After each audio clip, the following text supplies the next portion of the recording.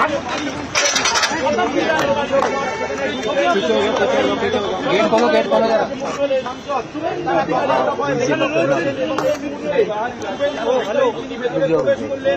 এই বিদ্রোহী সাংসদদের সাথে তিনি বৈঠক করবেন এবং এই মুহূর্তে শুভেন্দু অধিকারী ভেতরে প্রবেশ করে গেলেন সরাসরি শতাব্দী রায়ের বাড়িতে।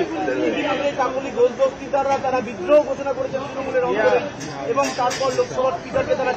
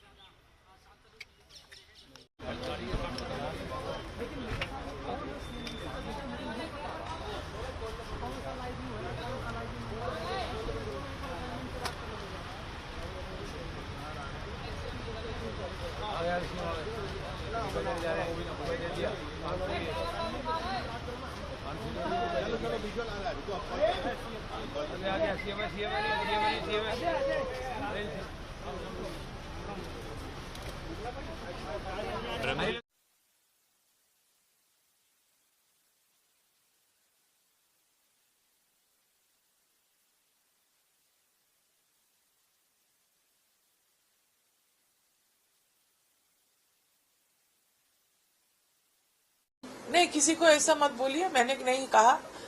मैंने कहा कि हमारे जो केंद्र है हम सभी का 20 सांसदों का लोकसभा में वहां हम काम नहीं कर पा रहे थे। मैंने ये भी बताया बांग्ला में, शायद आपको समझ में नहीं आया कि केंद्रीय सरकार का कई स्कीम्स वहां देश में लागू हुआ, बंगाल में नहीं लागू हुआ। तो हमें तो काम करना है। जो हमें मतदाता जिताया उनके लिए वो स्कीम्स वहां ले जाना है। तो मैं किसी एक के लिए नहीं बोलूंगी। हाँ, वो तो है, इसीलिए हमको तो काम करना है। सब जो मतदाता को मदद मिला, जिसका मतदान हमें जिताया, उन्हें हमको साथ लेके चलना पड़ेगा। तो हम किसी एक के लिए नहीं बोलेंगे। क्यों बोलेंगे एक के लिए?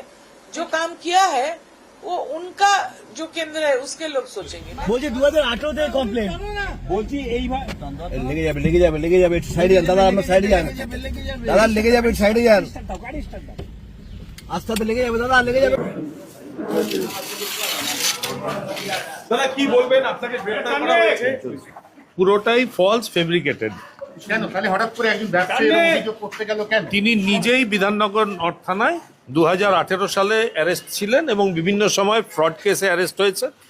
সেই সময় তার পরিবারের লোক এবং একজন বিজনেসম্যান এসেছিলেন আমার কাছে, তারপরে 2018 বেল করিয়ে দেওয়ার জন্য।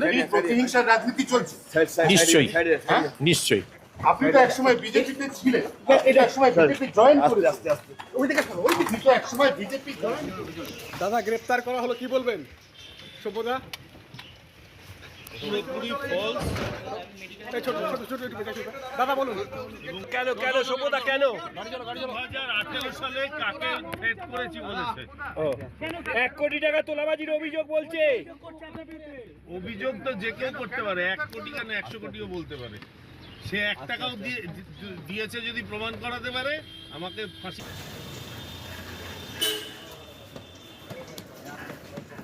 सभ्यता क्या कहेंगे, क्यों अरेस्ट किया गया आपको? फॉल्स फैब्रिकेटेड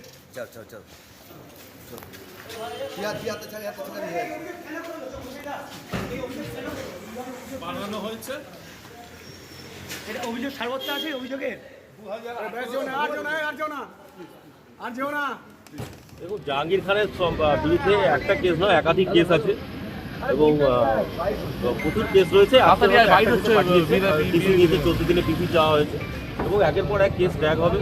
যেভাবে ফলতায় মানুষদের, মা বোনেদের অত্যাচার করা হয়েছে, বাড়িঘর তো লুট করা হয়েছে, কাউকে মেরে ঝুলিয়ে দেওয়া হয়েছে, এরকম অভিযোগ, প্রচুর অভিযোগ রয়েছে। এবং সরকারি সম্পত্তির যে টাকা পয়সা নিয়ে নেওয়া হয়েছে, সরকারি সম্পত্তি দখল করা হয়েছে এবং সরকারি যে বিভিন্ন স্কিমের যে প্রকল্পের টাকা সেগুলো নেওয়া হয়েছে, নিয়ে নিয়েছে। 1,20,000 আবাস যোজনার টাকা পর্যন্ত হতে পারে কোথাও, কিন্তু ভুলের যদি রিপিটেশন হতে থাকে তাহলে কিন্তু সেটা ঠিক নয়।